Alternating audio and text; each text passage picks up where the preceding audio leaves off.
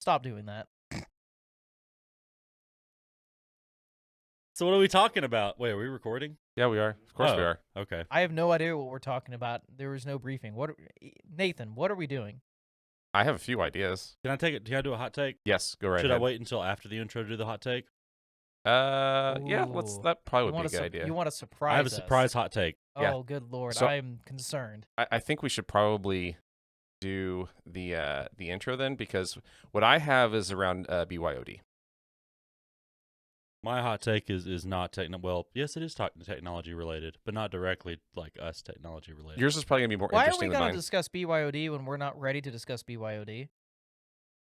because not ready to that's about discuss all BYOD. that's about all I've been thinking about the past quite a while. You know exactly why. I know why, and I've been feeding you reasons why we can't do BYOD right now, because we don't have anything built and ready for BYOD. There's other things to discuss around it. Okay, I see your point, Steven. I see your point. What? You're literally doing it intentionally. I wanted to see how much it was actually picking up. I don't get to hear. Oh, I'm too hot. Hold on. Oh, I clipped. Holy crap! I like clipped, and it's better for me to be quiet because you can always boost it in post. Uh-huh. Testing. Welcome. Oh God, Jesus. Okay. Am I too quiet in your ears now? No. Okay. Are you too quiet on the No. It sounds fine to me. I'm hitting right about that minus 15, which is where I need to be. Okay, touch it up just a little. Little. Give it a little.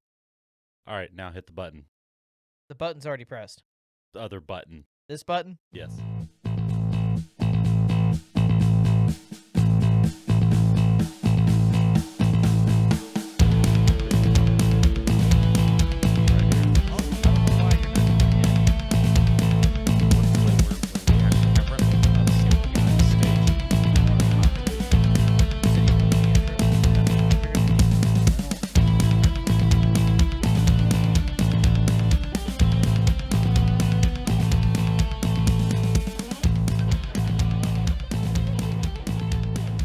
Welcome to Hostility in the Morning. My name's Steven, and I'm joined here by Nathan. John.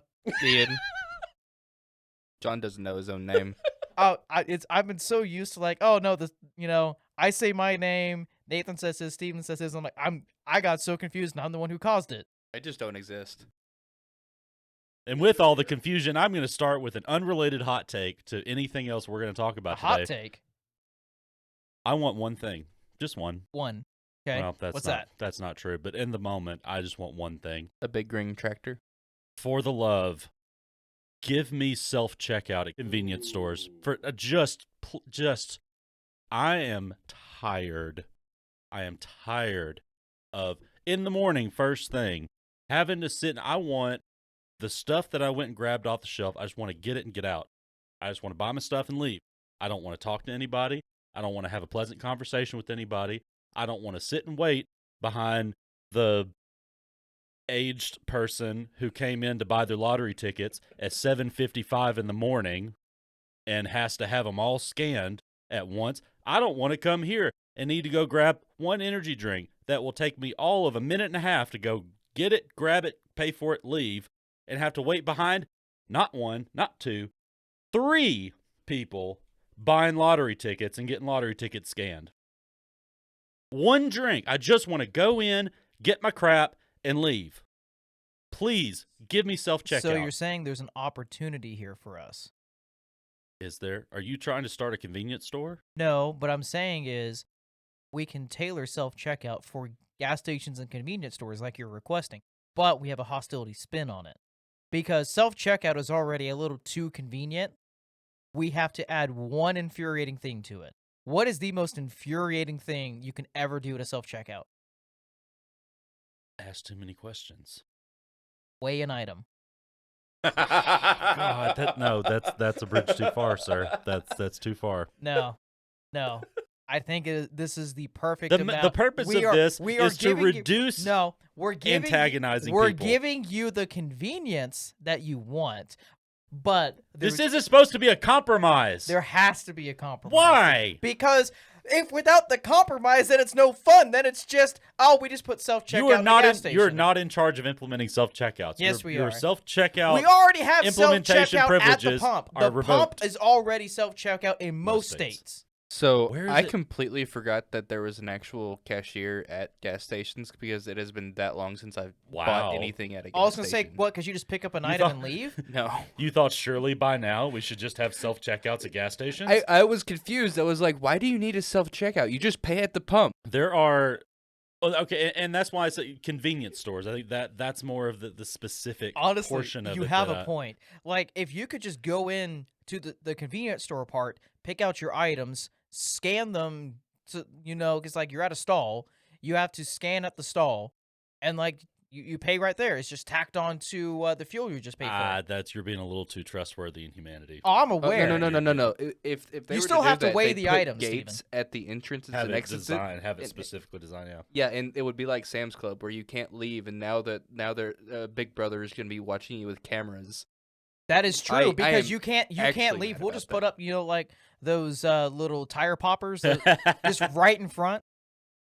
Now, you know what part of this that actually leads to a great amount of my frustration? It's the knowledge that there is such a place. There is, a matter of fact, there are a chain of gas stations. I don't know the name of the chain, but there are gas stations in this country that are completely void of employees. They are literally self-service, self-checkout. Like, you walk in, there's no human beings working there. You grab your stuff, you self-checkout, and you leave. And it has all the monitoring like that Walmart has for like the checkout stuff and all that. So, they do get, if you rob the place or whatever. But the thing that frustrates me about this is, of all places, at least the one that I know of, is in Alabama. Alabama. How in the world does this God-sent technology and this development in society exist in Alabama and not here?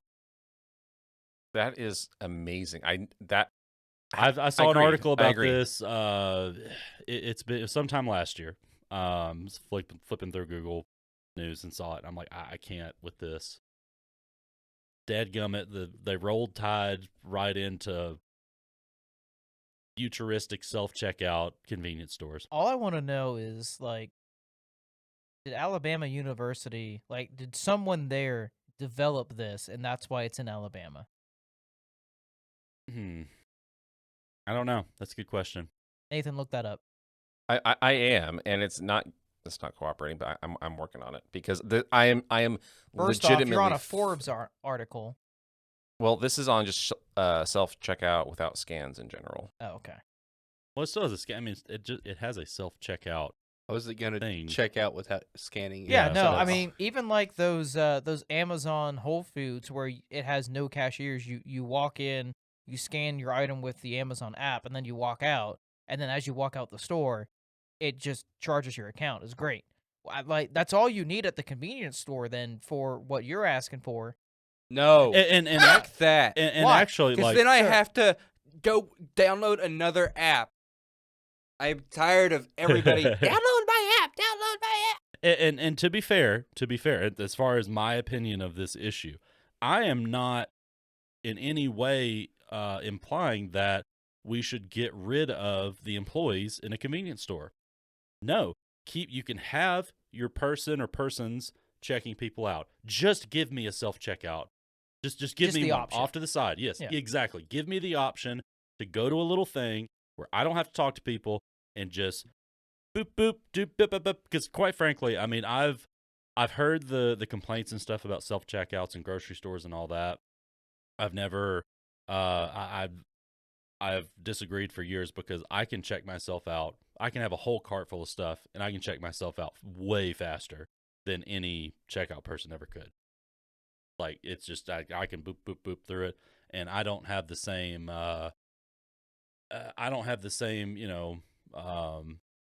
principle opinion of like, well, you get paid to do this, so I want you to do. No, I mean, I see the value in my time of doing it myself. And I like to do things myself anyway, so. Well, speaking of value and time and Ian's hate for applications, Nathan, Yes. how would you go about handling installing an application on your personal device? Go to the App Store. Right. I click the download button. And if it's one of those that I have to like confirm the pay, I'll confirm the pay, and there I do. There I go. There I have Yeah, it. but what if, I don't know, say like your corporate overlord said you have to have this app on a personal device? What is your opinion on that? I think it's a terrible idea. Absolutely terrible idea. I don't know why you look shocked that that would be my opinion. It's not. I'm more shocked that Steven, the one who always says mute your phones, did not mute his phone. No. You're the one that always says mute your phones. I just agree with you. And yet, who didn't mute their phone today? Don't go putting this on. No, I'm no, putting no, it no, on no, you. no. This is on you today. I have recorded evidence that you're the one Uh-huh. that always says it. Back Since to the when? actual topic. Anyway. If you actually want me to use my phone for personal or for work use, give me a phone. I am not gonna let you manage my device in any way, shape, or form. Why is Agreed. Why? Why? Because that's invasion of privacy. In what ways? In my mind, it is an invasion of privacy. How so? I should not have to have any, not only invasion of privacy, but it also uses my data, my personal data that I'm paying for and not getting reimbursed for, through cell phone bill, whatever, internet bill, anything like that. It's if I am required to have this for work, then the company should be paying for it. What if the company provided you the option to either have a company-owned device or you can use your own personal device? Do you have any issue with that then? If you want to give me the option, sure, but I'm going to choose the company provided device. Which is fine, but say in the whole BYOD scheme, your personal device there, you're worried about, hey, overreach or breach of privacy, things of that nature. I mean, most BYODs, especially that I've dealt with, we set up a small encrypted partition on the device that sees nothing else. We are only installing the applications that the company actually needs, and we're going to compensate you for your time and your data used on during company hours. If that actually happened, that'd be great, but it doesn't. I know that for a fact because I've had 2 companies do it to me. I mean, it's an imperfect practice, but not saying it can't be done because it has been done before. You're right. It can be done, but most don't because it requires extra work. Extra work or right people in the right seat who can actually manage that type of solution. Both. It in both cases it requires the right people to actually push it, and then it requires them to actually be willing to do the work. Nathan, what's your view? In most cases, you need to have it as separated as possible. There's not just the not necessarily just the management side, but just the complete partition when available. Now, this does bring up an interesting section of this discussion, because like right now, it's kind of ironic we're talking about BYOD. I 100% agree that it's in general a terrible idea, but there's also two other parts to this. There is using your personal device or being required to use your personal device for work. There is choosing to use your work device for personal use. And then there is your personal device is all you have for your work. Because like right now, we are doing this on, for the most part, not company devices because we don't make any money. So by definition, everything here is our personal devices. You're not wrong, but we're also not managing them in that type of way. But you are completely accurate. They're not managed at all. Where for my instance, the everything that I'm using is in a browser. It's browser based. If you're managing my device from a browser, then we have bigger problems. But that actually is something we can do, and I have done in BYOD. Is we actually don't care about your applications, the device at all. The only thing we care is we control this one web browser for you. That is it.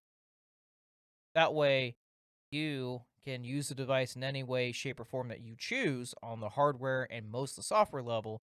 But when it comes to accessing the company databases or the filing systems or resources online, yeah, you have to do it from this one web browser. Because that is much easier and much less invasive on that front.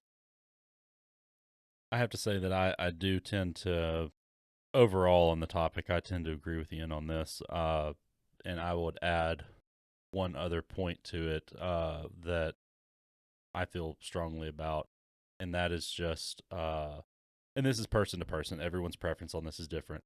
But as far as my personal preference, I value not just the separation from a general privacy standpoint, but it's just it's a time standpoint. It's when I'm on the clock working, I have a device that I use for work time. And when I get off work, I'm done. And that device goes somewhere else. And I have my personal device that I have for personal things on my time.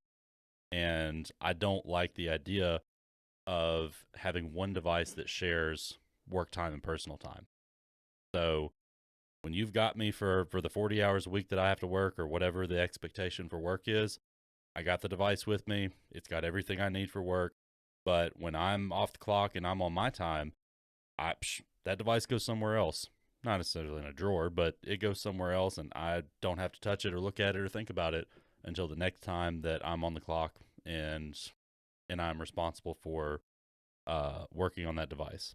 So I personally like that separation of my personal space and my workspace so that I can keep that separation. I mean, my work phone's at home. I don't have it here. I'm off the clock. So I don't want to have that because I'm also the type of person that I can't help myself but like when I walk past my work phone, check my work email, stuff like that. I mean, I do get that that that temptation just to look and see if something's come in. I may not necessarily act on it or something like that, but that is something it crosses my mind whenever I pass it. So that also just keeps that temptation. It's like, no, I'm off the clock. I'm not working right now, so my work stuff is at home. I think the majority of the people that would be fully in favor of BYOD are people that don't care about that separation and or are just overachieving high functioning workers that never stop working and want to be connected at all times. They're the people that you're going to get an email from at 1 a.m. asking you to solve a problem in 10 minutes. I mean, I don't disagree, but I will tell you, especially in this day and age, I have gotten more and more requests for end users who are wanting BYOD. They want to use their personal devices. They want to actually be connected at work. But again, they when they're off the clock, they want to be off the clock. It's that convenience factor of they want one machine or a couple of devices they use every day they're familiar with. They can access it the way they want to. They can use it the way they want to, but they're able to then have work and play all right there. I would love to know how many of those are Mac. There's a I'm way not I can kidding. probably get that number, I- but You know what I'm saying. as of right now, all of them that I've been made aware of are all Windows-based PCs. Every Well, single one. it's interesting that you bring that up because according to an article I found here, take this with a grain of salt. I don't know the the reliability of this source. It's comparatech.com. Fourth point they have here is Apple is the preferred BYOD brand. Apparently, 32.5% of employees surveyed said they would rather use Apple branded devices than any other brand, closely followed by Dell and HP devices. I'm not surprised by that in any way, shape, or form. That seems par for the course, at least from a top level understanding. But again, also, I think, a logical thing too, because I mean, you ask anybody on the street like what kind of phone they have, just what phone do you have? The majority are going to say iPhone. Yeah. And Even the ones that actually have Android. well, You're not some, wrong. yeah, that is true. But at least from my personal experience in working in MSP and in corporate, every BYOD that we issued out on the workstation side, and that includes laptops, it was all Windows based. It was the only time I ever dealt with BYOD on the Apple side of their laptops or their Mac line was executives. That was it. And that kind of makes sense because it's going to be, at least in my observation, it's typically going to be either your executives that just want one device, or it's going to be those that are making the transition from startup, where, as I mentioned, if you're a startup, often you don't have a choice. It's you're using your personal device for work because you can't afford a work device. But then when you get used to that, there can be hesitancy in having to then get another device. Yeah, that makes perfect sense. Do any of you here remember when BYOD first became a thing? In what way? Because I've been experiencing it for over 10 years. When it was first when it was first when it first was becoming a thing? Again, in what way, in what context? Like what time period? Because for me, BYOD was prominent in my beginning career back in like the early 2010s.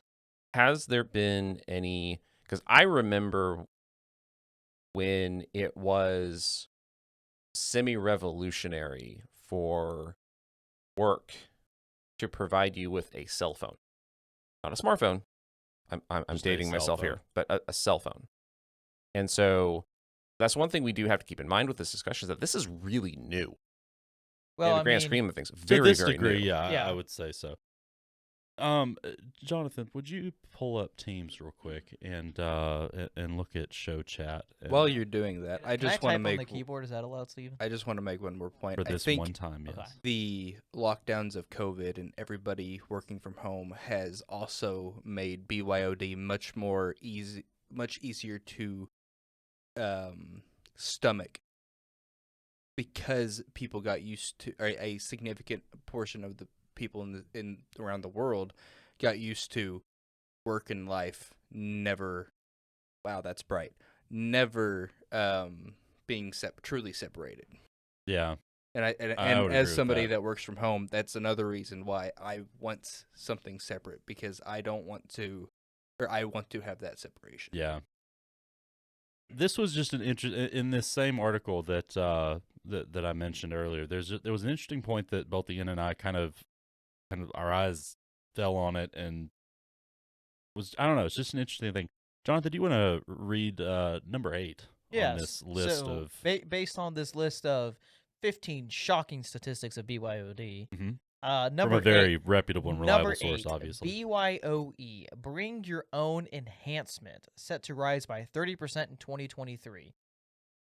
Gartner predicts that BYOE, the concept of augmented employees, is set to rise in 2023 thanks to the advance in wearable tech. For context, human augmentation is an emerging technology that enhances employees' ability to perform their jobs. This is the most prevalent in oil and gas, healthcare, automotive, and retail industries. Common types of physical augmentation include smartwatches, smart glasses, augmented reality glasses, and smart gloves. That's an interesting statistic, and it's an interesting point of bring your own things when it comes to the work environment. It definitely throws a curveball, but this is one of those, I've seen this coming with augmented glasses and augmented reality becoming more, I'm just going to say, prevalent in the high corporate space, especially in the Silicon Valley industries. I'm honestly not very shocked by that statistics. I mean, Apple's now delving into it. You already have Meta and their multiple goggle sets, and then you're still having VR now being implemented in numerous industries. Like, How compatible is the oh crap, the Apple's new headset, Apple's new Vision headset? Pro. How compatible is that with Intune? as far as I am aware, if it supports an Apple push certificate, technically should work, but I don't know. I have no idea how you would control such That's a an device. interesting prospect. That would just be, I mean, just that hypothetical situation. I mean, if it's built on anything near the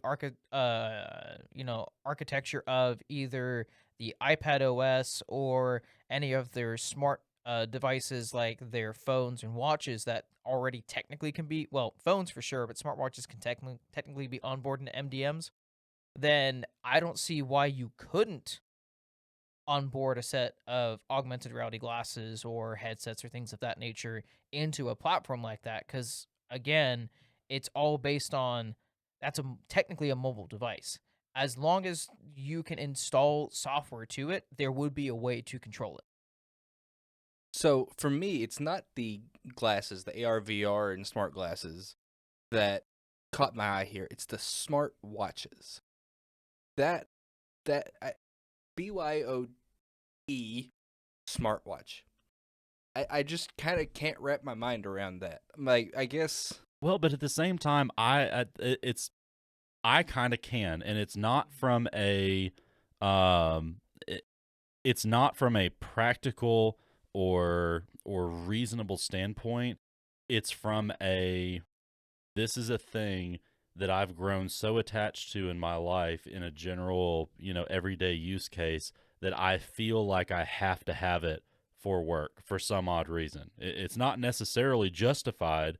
It's for certain people in certain roles doing certain things. I can totally see where that it could get pushed to the point of this becoming the norm because of and the thing, what I'm thinking of specifically are real estate agents, and specifically corporate real estate, because these are the people that are, they're well in sales, the type of people that are the ones constantly pacing around the office talking on the phone. They feel like they've got to go into every nook and cranny of the entire office and the entire building while they're talking on the phone. It's those kinds of peoples and being around them. I can totally see them with their mentality of I've got to be connected. I've got to be ready to either make or take a phone call at every possible waking hour of the day. They're the ones I can totally see justifying, like, oh yeah, no, the watch. Like, no, it's like an extension of I got to be able to. I see what you're saying. So Yeah. you're saying they're already bringing their own phone. They have the watch. They, instead of having to repair the watch with like a work phone, Yep. work provided phone, they just want to say, "Here, take my everything and manage my watch too." They feel that this type of person feels that the minute amount of time saved, or the time saved or convenience saved by them talking on their phone, because a lot of these are the people that they don't necessarily have ear pods. They may actually literally be holding their phone up to their ear. They're called AirPods, sir. The generic term ear pod, anyway. How or the iPod. The generic object that is an ear pod that other companies make besides Apple. Anyway, wireless headphones is thank what they're you. called. Earbuds. It's the You're same looking for thing. earbuds. Well, It's the same thing. Stop. These I- people, these people that we're talking about are the ones that would say, "Oh no, well, what if I get a text message from somebody else who's trying to, make that I need in order to make a sale, and I'm talking on the phone, I can just turn my wrist and see that I can get that information immediately by turning my wrist and looking at my watch while I'm simultaneously talking on the phone." There's people that will justify that one action as I need a watch, a smartwatch, as a bring your own device here's the hilarious thing. in a workplace. When I used to use a smartwatch, that was my justification because I was in meetings all day and it was way more appropriate for me to either read a text message or an email or something from the watch than it would be to pull out my phone in the middle of a meeting. I knew you were one of these people. I was. I don't anymore because I honestly the one thing I hated about smartwatches is honestly like them as a piece of technology, but when it comes to always being connected, it is an absolute annoyance getting notifications for everything or getting reminded, hey, now it's time to stretch, or hey, now it's time to go on a small walk and all that. I'm like, I already have that trained into me. You do realize you can turn that off, right? I know, but it's the mentality that a small piece of technology is now dictating how I currently operate throughout the day. That is my thing. I'm already so connected everywhere in this house. And I don't know how like y'all how people who wear smartwatches do it with the whole buzzing thing, because I mean your watch just went off earlier and I felt it over here through the table. Like Oh, no. I couldn't That was a phone. I That was a phone. cannot no his watch buzzed as well. Oh, I hilarious. I synced it. But I that would absolutely drive me insane. My phone buzzing in my pocket sometimes drives me insane. I have most of the buzzing turned off. I actually don't use that side of it nearly as much as I used to, because the whole reason I got a smartwatch to begin with was very similar to the example you gave to what John gave, is because I was in environments so often that I needed to be able to look at what a text came through and be able to see who it was from and just like a little bit of it, without being able to take out my phone. And even to this day, there are some things, if I'm doing any sort of like event work on the side, that it is incredibly beneficial when I have, because there's many times where I can't pull out my phone, but if a message comes through, I have to know. And to be fair, and let me clarify, I don't make any of the statements that I've made. I don't say that in a way that's like I don't support smartwatches or anything like. I mean, I do No, think it's I mean- cool I'm tech. just making It's fun not of for you. me. I completely get it because but, here's the thing is like and kind of reading a little bit further down your article at number 9 of the 96% of devices connecting to corporate networks are personal. I completely actually can vouch that that is a thing because when I was working at a previous job where we were standing up a net new corporate center, we were planning around literally everyone's going to have 3 devices.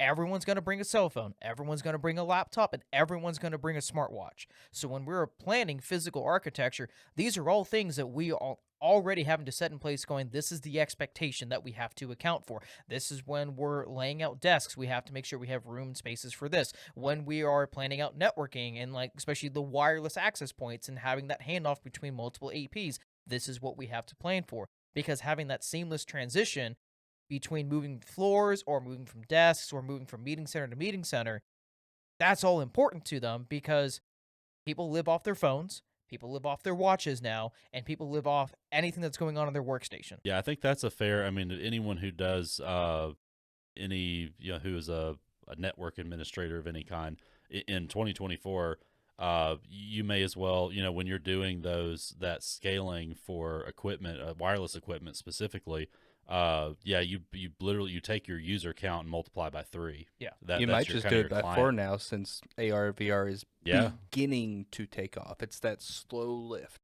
Yeah. I Well, I, and I mean, there's some fully people- believe that's there's gonna- enough 3 people to that- 5 years. That's gonna be much more prevalent Yeah. than it is Oh now. yeah, that's what I'm saying. Well, and We're even just- now, there's enough people that will carry around a tablet and a laptop simultaneously. And I mean, yeah, tablet, laptop, watch, possibly glasses, phone. I mean, yeah, but that's 2 a real. laptops.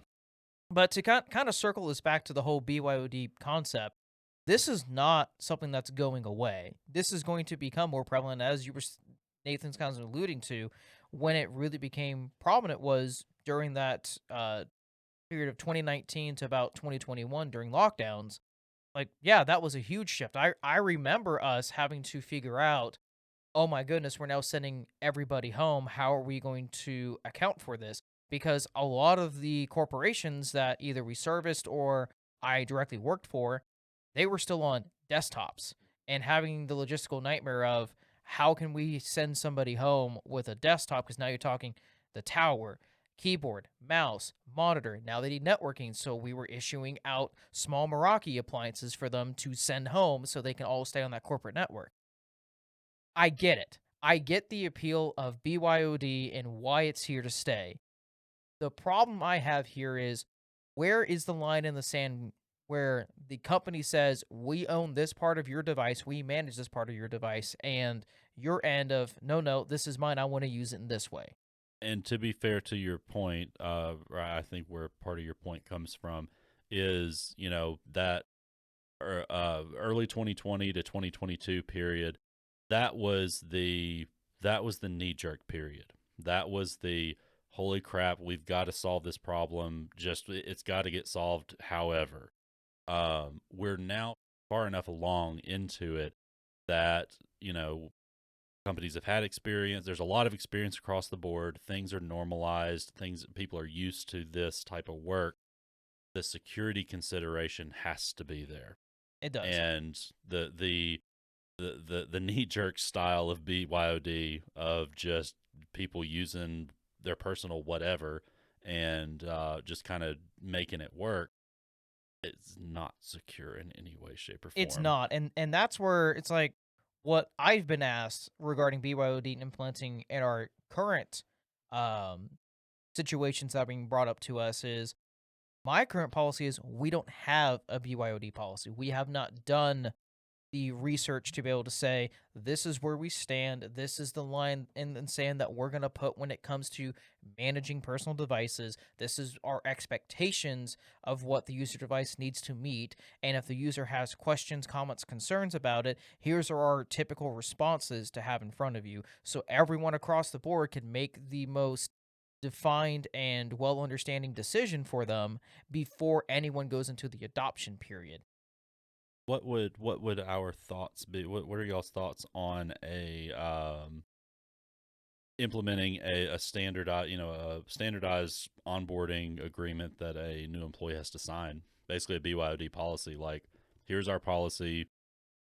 You're required to sign it for employment. Completely agree. So I've had to sign this before. A technology agreement form, yes, every company should actually have one of these. Doesn't matter if it's BYOD or a corporate-owned device. You should have forms for each of those situations of when you're operating under our corporation or our business, here's the expectation of what you're allowed to do on this piece of technology. If you cannot abide by this or if you break this, there are grounds for termination.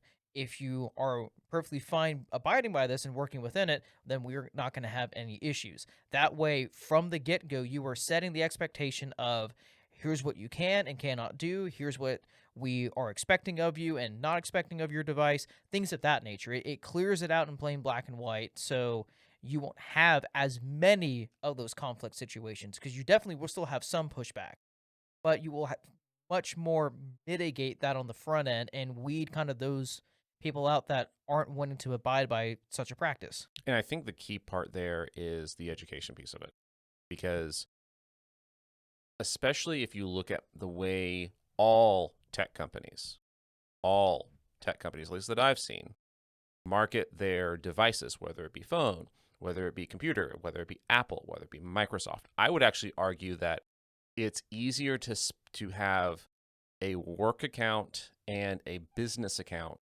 on a Windows computer than it is on a Mac. And because these companies are marketing it as you can do this, everyone just assumes you can do this. And as has been discussed here, you can't. There is significant issues, there's significant risk involved in having one device for both personal and work. And since the companies that are manufacturing these devices, writing the software, et cetera, since they're not educating the end user about any of that, that falls to those of us in the IT space to give that education. Why would they educate the end user? That doesn't sell devices.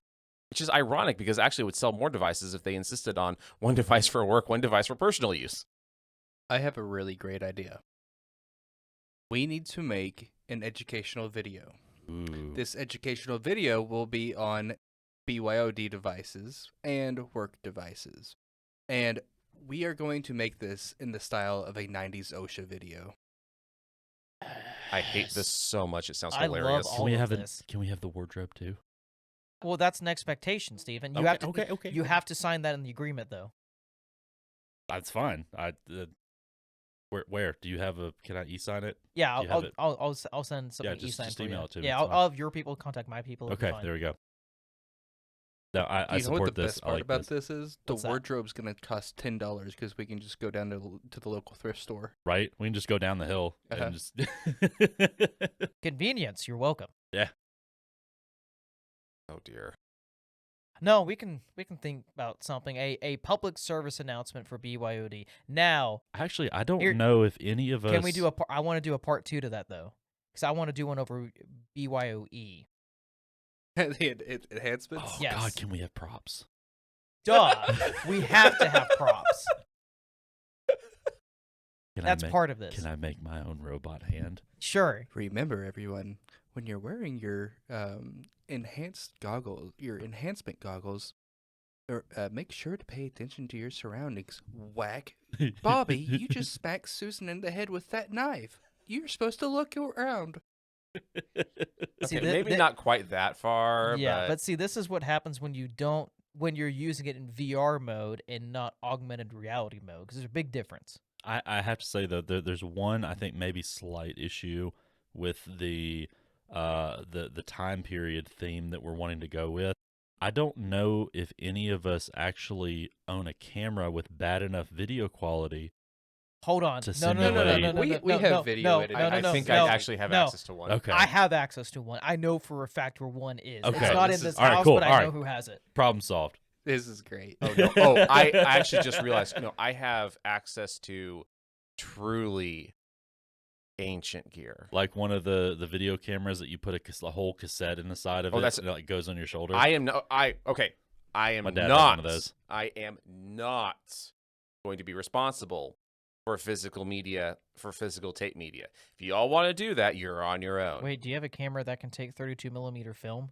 Because this would be hilarious if you have a camera that can take 32 millimeter film. You all are on your own for that one. And because I would be leaving you all on your own for that one, it will never happen. Oh, it'll happen. almost it's like just he not in doesn't a way that trust you're gonna us. like. This is a fact. You will complain about the video quality. Yeah, no matter what. No, because he's gonna complain about the video quality. I'm gonna love the video quality, and then I'm gonna complain about the audio quality. But that is what it is. Steven, we might have to No, make more surely eBay peaches. not. Huh? We're gonna have to make more eBay I don't purchases. know what this Wii is. Yeah, we are. We have a lot of other eBay purchases to make before we what part of we need to be making money before we're spending money You have to on spend video money to make equipment? money. That's the line of business. We've been doing that this entire time. and look what we have now. Negative $10,000. It's not 10,000. Nowhere close to 10,000. Yeah. It better not be anywhere nowhere close to close to 10,000. I'm gonna be like, 10,000. how did I spend $10,000 on eBay? Actually, that You 100% Thanks, Ian. have. Now he's gonna go back and do his finances tonight, and he's gonna be sad tomorrow. oh That's no, the no, no, goal. no. I already did that this weekend. And I was like, I spend too much money on PayPal. Don't worry about that. Just PayPal. Yes. Oh, I didn't it's look that's anywhere PayPal else. goes to 100% eBay. Oh, yeah, okay, yeah. It's 100% PayPal. No, not all of it goes just directly to eBay. You're just making this worse. I'm aware. It's perfectly fine. I don't have a problem. You have a problem. You're just not buying enough on eBay. That's your issue. You need to compensate for the amount of purchases that I made. Nah, It evens out. nah. None of us will have money, and it's perfectly fine. But look at all the nice shiny things we have. Sometimes you have to make them shiny because they show up a little dirty. He likes that "we" word. Mm-hmm. It's all inclusive. You're welcome. I mean, you are very inclusive in your. I'm trying to make this a happy terminology, yes. place while we're being very hostile to each other. Wow. I'm sorry. I just looked at number 10. The worth of bring your own devices is forecast at 366, almost $367 billion. Yeah, I'm not surprised by that because you have to remember each person is going to have a minimum at these days 3 devices. And each device, say if you're looking at a standard business laptop, a smartwatch, and a decent to good quality smartphone, which again, most smartphones these days are starting price of decent ones between $400 and $600, with flagships easily doubling that. Decent laptops usually starting at that $650 to $850 mark, and then smartwatches are anywhere between $400 to $600, sometimes even higher than that. that's very easily adding up. Now you have a personnel, even a team of just a few thousand. It's not that hard. Oh yeah, I totally get that. It's just the sheer number there, like all the zeros. It's mind-boggling. Yeah. It's one of those, I'm not surprised by that anymore, especially with the addition of potentially adding a fourth device for the either augmented reality or, as you're saying, bringing tablets or any other piece of technology to enhance your current workflow process. Yeah, no, none of that surprises me anymore. Ooh, I wonder if we'll get a. I'm not necessarily that interested in maybe smart glasses, but if I could get a smart monocle, Ooh. I might be. You mean interested. like the original Google Glass? No, one no, that I went mean like around and literally it like a was- circular thing on a chain that I just squeeze in one eye. I and mean, it has everything I- projected If on there. Google Glass had actually taken off, you may have gotten it. Yeah. That was a No, Google product Glass that was was- definitely too early for its time. Yeah, If they would have developed something like that now and released it today, I think that would actually be a very solid product with good, like, What was that? Hey Google 2014 or 15, something yeah, like that. yeah, around there, like proper Hey Google interaction where they have their own suite of augmented reality, but all that it's in a very small package that even if they could develop it where it just clips onto existing glasses or Yeah. sunglasses, things of that nature, yeah, it would sell 'Cause that- amazingly well. that's my whole thing of like augmented reality, because I am far more in support of augmented reality than virtual reality when it comes to productivity, day-to-day work, that kind of stuff. But I'm not going to even bother myself with it until it's in the format of like just a pair of glasses where the image is probably not just, I mean, heads up display style in the lenses of the glasses. I know we're a little ways off, but I'm just, to me, We're not that far off, to be honest. That's already becoming a thing. yeah, to me that's the only, for me personally, that's the only justifiable format for it to take. Like, I have no interest whatsoever in and it doesn't matter that it's Apple, but the Apple headset, I commend them for what they've done, and it does seem like as more people have used it and things come out, like they are pretty solid in what they do, the few things that they do, right now. But yeah, the big old thing hanging off my head, no, I'm not interested. I mean, honestly, like if they could just even further shrink down like the Oculus Quest 2 or Quest 3s to be even just half as deep as what they are now, it still push out pretty good quality. Banger. Like absolute banger. No problem at all. Yeah, Because that is still the biggest downside to being in VR is the weight of the headset itself. Because after a while it does get exhausting to have it on. You do want to be able to take it off, let it breathe, things of that nature. So augmented reality, especially on the glasses side, or decent goggles, yeah, makes sense. yeah. I am surprised though, like, because I feel like this, especially with their implementation of the battery, it would have been so simple and such a no-brainer to do this. I'm baffled that Apple did not go with and especially the way they made it, just a pocket on the back strap for you to put that battery pack in. Hold on. I just solved that problem. Because Zip ties? Apple is MagSafe, Zip right? ties, right? Apple is MagSafe, Yes. right? They have MagSafe on the iPhone, right? Uh-huh. Yes. And they already have Oh, no. extended batteries for iPhones that support MagSafe, right? Sure. All they have to do now to really delve you into the Apple ecosystem is create a headset that connects to an iPhone via MagSafe, so you are controlling your iPhone itself. So the goggles themselves are literally just VR goggles or AR goggles. No actual real processing happens there. That happens on your phone. Uh-huh. And it powers from the MagSafe on your phone. So now you can have a case that powers both the headset and your phone from one adapter. I think you should just have an extra strong magnet for MagSafe on the back of on the strap that goes around your head, so that you can put your phone MagSafe on the back of your head, and then you can have a rear view camera for your headset. Hold on, we're being really stupid right now. We just need to have them fully develop the wireless power technology, like how you have access points everywhere. Just walk through wireless power. Just charges everything, There's a including guy you. that tried that long time ago. He's not alive anymore. I was about to say, how'd that turn out? Um, Seems fine. So Seems safe. I don't You know. talking about Tesla? I'm not saying any Okay, okay. names, or how old they were when they were not with us anymore. But yeah. Well, you get that on the big jobs. Speaking of big jobs, so just to kind of bring this full circle, so BYOD is here to stay. How do you think, as companies are continuing to push and roll this out, what is going to be your best methodology moving forward in regards to that subject? Don't. Because most companies, or at least many of I the hate you companies sometimes. that I've seen are rolling out laptops, I actually don't really see a significant need for BYOD in many cases. Now, there's other cases where I can see the benefit, especially in situations where you do not have a 9 to 5, where your job is you can't put it down as often as the quote unquote traditional 9 to 5 can. And in those situations, I can completely, like my own father, he has,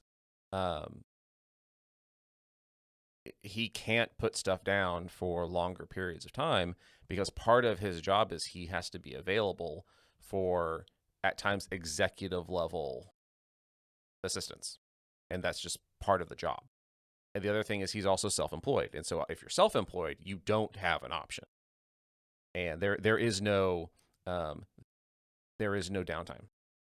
You have less work time. And so in those situations, I completely see BYOD. In the case of if it is like a 9 to 5, or if the goal is to have set work hours and then you're closed for a certain period, for extended periods of time, like extended weekends, et cetera, there's no reason a company, if they can afford it, is far better off providing their own equipment that they fully control. And that because one of the biggest things that a work laptop gives you, you can nuke it. Can't really nuke a personal computer. Oh, you can. There's just some consequences if you do that. But That's what 100% you can can. is No, like- you can, but you're not going to have but you're right. You're not going to have the level of pushback, and you're not going to have the level of chaos. There's probably not a lawsuit involved. Well, even if there is no way to sue from somebody who works at user level support, would you want to have to deal with a user whose personal laptop got nuked for a security reason? Well, and I'll make this point too, just really Yeah, that's quickly. bad. I'd get a chuckle out of it though. Or to your point earlier, John, about the things that are in place that do exist for taking a BYOD and segregating the work related things on a personal device and having them in their own cordoned off area, all that stuff, blah blah blah. That takes a level of specialized knowledge. I mean, you have to be a specialist in cloud and endpoint management related things. You have to have that specialized knowledge, and some companies have someone or a company that they contract with that has that knowledge, and some don't. A lot don't. Yeah, and I would say a considerable number don't. And so that has to be a consideration for the company. Of that would come at a premium if let's say you have an IT guy or gal, and they just don't have that knowledge, just flat out don't. And it's like, okay, well, we need a contractor, or we need to do something.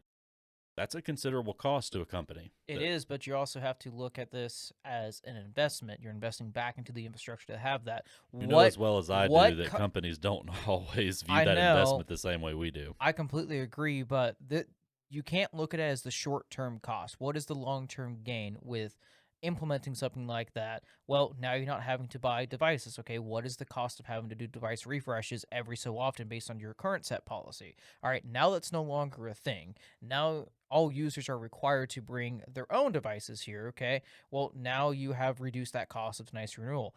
What if it has offset that then? Your security risk.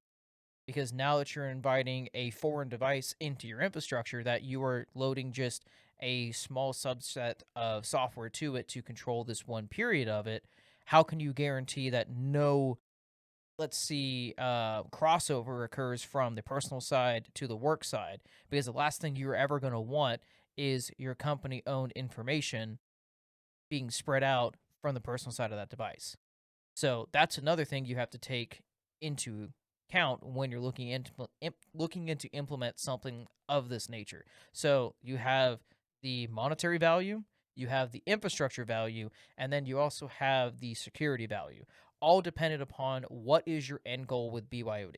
Yeah, and the part of that I think that, and I don't have an answer to this, but an answer that needs to be found is how do either, whether it falls on organizations like ours, managed services IT, or even just IT professionals to just push this, or if it's the market or what have you. But the just the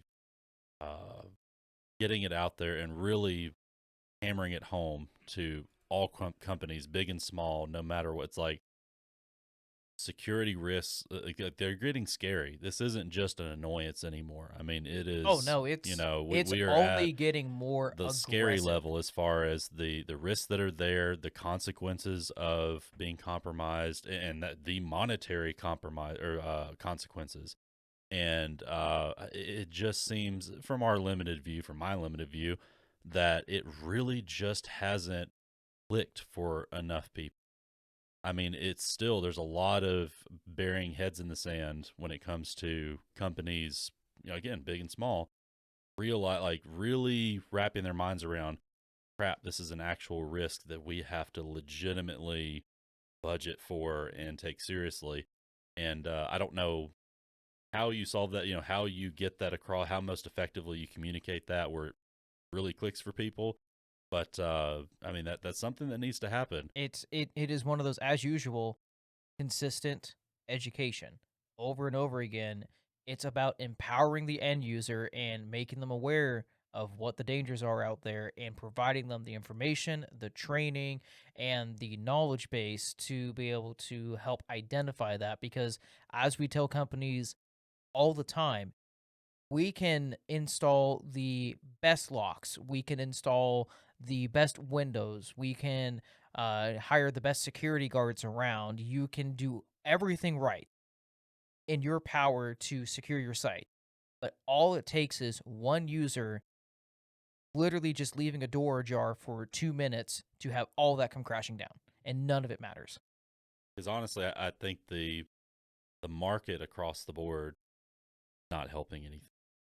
The markets, the devices, all the things we've talked about with how they market personal devices, business devices.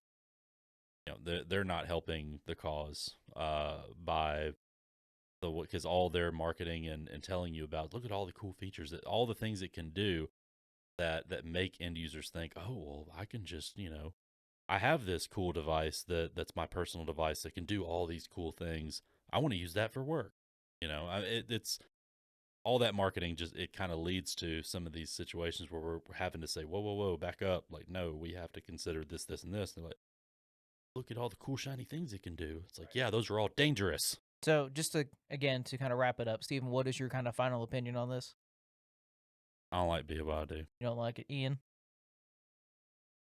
There are some instances where it is necessary, specifically with small businesses and self-employed people. But most of the time in any kind of corporate or medium business environment, you should not be doing it. Nathan? I'm basically with Ian. My view is typical. It depends. I see the benefits and I also see the risks on it. My view is, if you guys take your time, educate your users, and implement it in a smart and intellectual way, BYOD can be a net benefit for your organization. But as soon as you fail to do one of those things, it will become a nightmare, and you will have to deal with it, and you have to deal with the consequences. So if you're going to try and do this long term, do your homework.